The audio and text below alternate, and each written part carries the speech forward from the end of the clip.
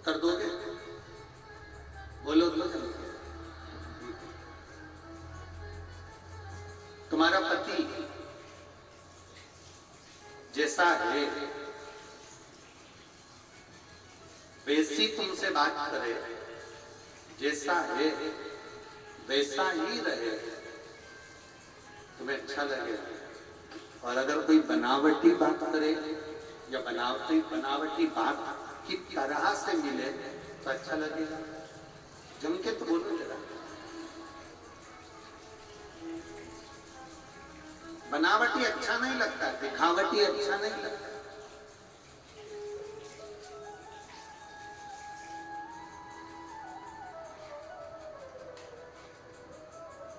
जो है वैसा रहे तो उसमें सुख है, जो है वैसा दिखे तो उसमें सुख है।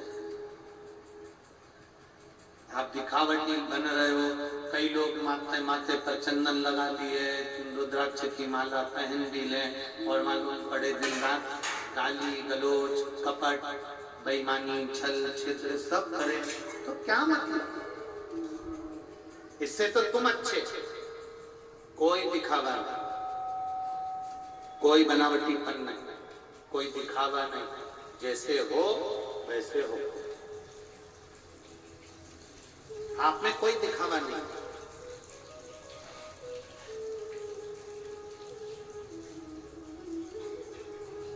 और फिर कह रहे हैं, एक बार अच्छे से समझ लेना, 7 दिन की शिव महापुराण की कथा में आप मिनिस्टर हो, आप किस औहदे पर हो, आपके पास में कौन सा पद है, कौन सी कुर्सी है, पर शिव महापुराण की कथा में जब भी जाना, अपनी कुर्सी, अपना पद, अपनी प्रतिष्ठा, अपना अहंकार, अपने घर छोड़कर जाना, तो महादेव तुमको मिलेगा।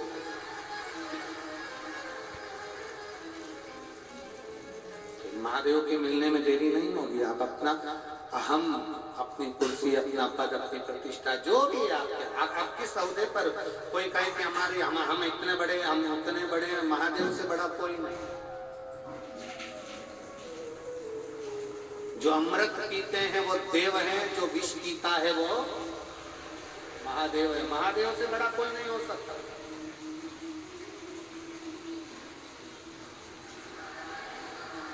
आप किसी भी औहदे पर हो, आप किसी भी पद पर हो, थोड़े दिन के लिए, 7 दिन के लिए कथा में जाना है, फोन लगाओ, जी हमको कथा सुनना है। हम किस पद पर हैं नहीं, हमें उससे मतलब नहीं, हमें तो बस केवल पंडाल में पहुंचना है।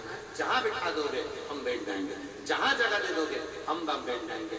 हम तो भोलेनाथ के कैलाश पर बस पहुंच जाओ, कैलाश पर्वत के ऊपर चढ़ने की जरूरत नहीं पड़ेगी, उसकी भूमि तक पहुंच गए तो भी तुम उसके हो गए।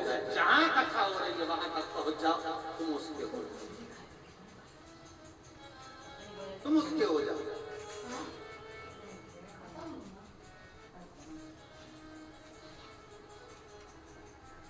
देखिए एक पत्र है,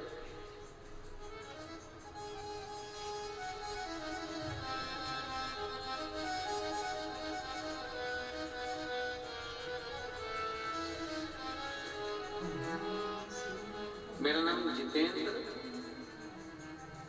मदेशिया, पत्नी संतोषी देवी।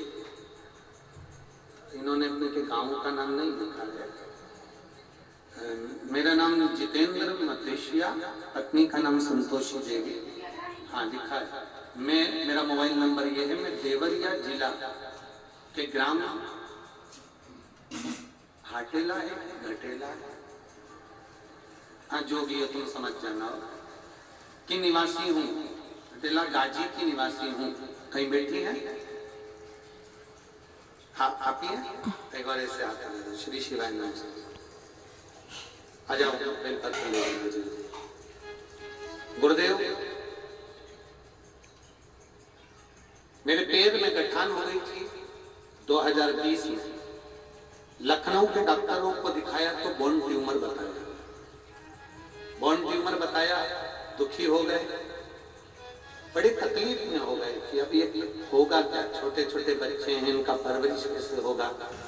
और डॉक्टर ने कहा ये गठान साधारण नहीं है, इस गठान का जांच होगी और इसकी रिपोर्ट जाएगी और जिस जगह पर ये गठान हुई है उसके आसपास की पूरी हड्डी गलने लगी। लगता है वहां पर भी यही कहा गया कि आसपास की हड्डी अगर गल रही है तो ये गठान साधारण नहीं है। गठान होती है और अगर वो आसपास का स्थान गलाती है, डॉक्टर बोले तो वो गठान साधारण नहीं है, उसका ऑपरेशन होकर वो गठान जांच के लिए जाएगी क्योंकि तुम्हारी हड्डी गल गई। हम बड़े टेंशन में हो गए गुरुदेव। 2020 पूरा हमारा केवल जांच ही जांच में निकल गया, पर वो गठान ठीक नहीं है। हमारा 2021 आ गया। मेरी बेटी ने पहली बार रिमोट से टीवी चालू करते करते आपकी कथा लगा दी और उस कथा में हमारा मन लग गया और उसमें आपने कहा शिव जी पर 1 लोटा जल चढ़ाकर उसका पीना प्रारंभ करो, बेलपत्र खाना प्रारंभ करो। हमने वो पानी पीना प्रारंभ करा, बेलपत्र खाना प्रारंभ करा। गुरुदेव, मेरी बेटी रोज शंकर मंदिर जाती और जल लाकर पीती और बेलपत्र खाती। मैं बाबा का क्या गुणगान करूं गुरुदेव। हम जांच कराने के लिए वापिस फिर लखनऊ गए और बाबा की ऐसी कृपा हो गई कि डॉक्टर ने जब जांच करी और जांच करने पर मालूम पड़ा कि आपके शरीर में गठान नहीं है, वो पूरी ठीक हो चुकी है और हड्डी अपना काम करना प्रारंभ कर दी। हम बाबा को प्रणाम करने के लिए आए हैं गुरुदेव। मैं जितेंद्र मधेशिया, पत्नी संतोषी देवी, देवरिया जिला के ग्राम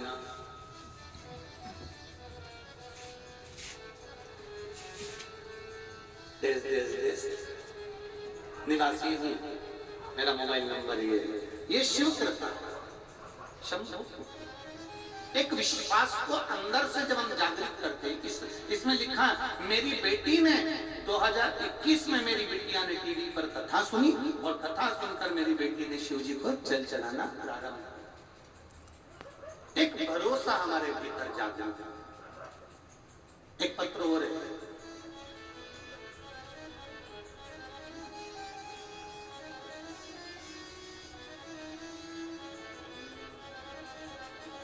शंभो शरण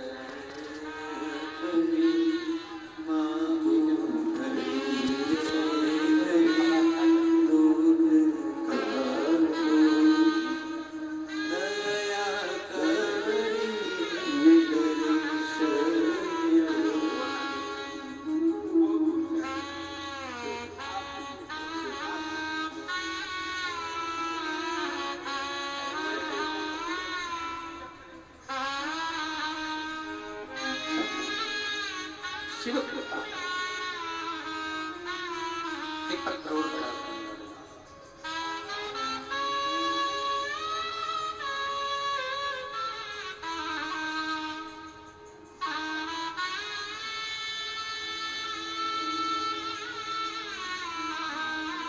मेरा नाम मंजू दुबे है, पति का नाम कृष्ण केशव दुबे, रोडवेज जिला बस्ती की निवासी।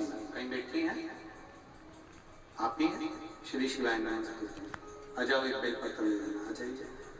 मेरा नाम मंजू दुबे है, पति का नाम कृष्ण केशव दुबे है, रोडवेज जिला बस्ती के निवासी हूँ गुरुदेव। मैं 2021 से निरंतर कथा सुन रही हूँ गुरुदेव। आप कहते हैं 1 लोटा जल, आप लोग पत्र एलईडीओ पर भी पढ़ सकते हैं, आस्था चैनल पर पढ़ सकते हैं। अच्छा, एलईडी नहीं चल रही है क्या? ठीक है। 1 लोटा जल सारी समस्या का हल आप बोलते हैं गुरुदेव। बाबा की कृपा का सीटी स्कैन कराया गया तो सीटी स्कैन में बताया गया कि इनके फेफड़ों के अंदर एक गांठ हो गई है, जो गांठ जांच करने के लिए लखनऊ जाना पड़ेगी और उसकी बायोप्सी कैंसर की जांच करेगी और पूरे लक्षण इनके वही की वही जो कैंसर के लक्षण होते हैं वही। फेफड़े के अंदर गठान हो जाना ये कोई साधारण विषय नहीं। हम लोग सुनकर बड़े दंग रह गए, सोचते रहे। मैं मेरे पति के सामने कभी नहीं रोती थी गुरुदेव, पर रात भर नेत्रों से नीर बहता रहता कि मेरे पति के फेफड़ों में गांठ हो गई और डॉक्टर कैंसर जैसी जांच कर रहे हैं। खूब रोती हुई पति से कहकर बाबा से, बस मैंने अपने पति को ये नहीं बताया कि ये डॉक्टर बोल दिया। पति को लेकर बस एक ही विनती करी कि मुझे सीहोर ले चलो, एक बार मुझे दर्शन करना है, अपन दोनों चलते हैं। हम सीहोर गए, सीहोर से रुद्राक्ष लाए, बाबा को विनती करी, गुरुदेव हम जहाँ रहते हैं हमारे पास में ही रुद्राक्ष बहुत होता है, पर हम सीहोर जाकर रुद्राक्ष लेकर आए। तांबे के कलश में रुद्राक्ष गलाना, शिव जी को चढ़ाना, पानी मेरे पति को पिलाना, एक बेलपत्र खिलाना, हम ये करते करते रहे। दूसरी बार हम फिर वापस जांच कराने के लिए गए।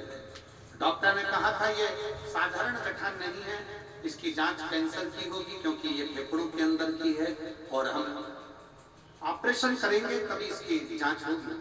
हम डॉक्टर को जब हमने 1 महीना लगातार सीहोर के रुद्राक्ष का पानी पिलाया, बेलपत्र खिलाई, शिव जी की अभिषेक पूजन करी, मंदिर में सफाई करी और हम 1 महीने बाद वापिस जांच कराने के लिए जब गए तो डॉक्टर ने कह दिया इनके फेफड़े में कोई गठान नहीं है, वो गठान पूरी गल चुकी है।